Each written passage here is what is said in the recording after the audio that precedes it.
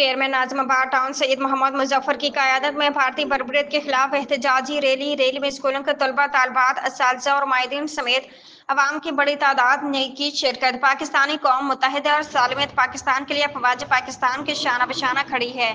سید محمد مظفر قوم کا ہر فرد وطن عزیز کی حفاظت کے لیے تیار ہے، بھارتی جارحیت کا منہ توڑ جواب دیا جائے گا: محمد نعمان صدیقی۔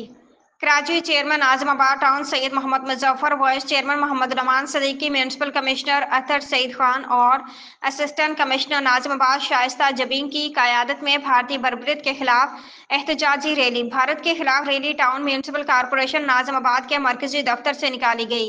چیئرمین ناظم آباد ٹاؤن سید محمد مظفر نے ریلی سے خطاب کرتے ہوئے کہا کہ پاکستانی قوم متحدہ اور سالمیت پاکستان کے لیے افواج پاکستان کے شانہ بشانہ کھڑی ہے۔ پاکستان کا ہر فرد جذبہ حب الوطنی سے سرشار ہے۔ پاکستانی قوم بھارتی گیدڑ بھبکیوں سے خوفزدہ ہونے والی نہیں ہے۔